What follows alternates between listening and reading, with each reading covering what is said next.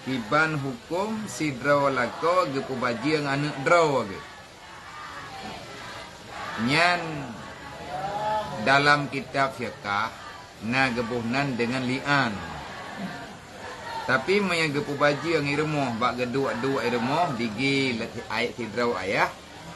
Digi ge bungeh ge ganyan draw gukun kana ge baji. Oh nyan berarti ayahnya anak normal cara ge semiti ke.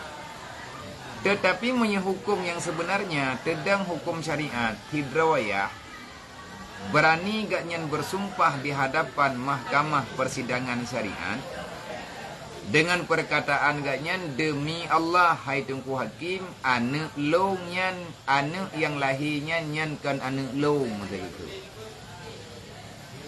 nyan purumuh long jih kaime anak dina saja. Nyo la kemah kata pui baju dalam lempu be. Ini kahu lom. Kahu.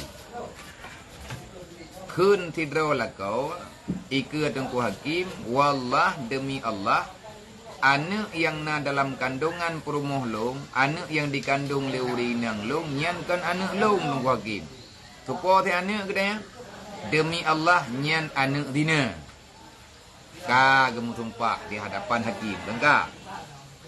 Ini pertanyaan yang nampak kertas kiban hukum sidro lakau gadnyan gepu baji yang anak kandung pu anak yang gepu baji yang hanli sembut nathap keganyan menya gemu sumpah han gepegah demi Allah kah tikan anak ke kah ti anak bajurang kah kan anak luma ka jamu mudina jamu pertama agam lain jamu kon lung ya kika maya gemu sumpah nyan anak nyan ternafi nasab dike hakim keun mai demi Allah hai tengku hakim long hana kumudina tapi anak yang na dalam kandungan long adapun anak yang long pelahirnya memang nya anak la kolong dawa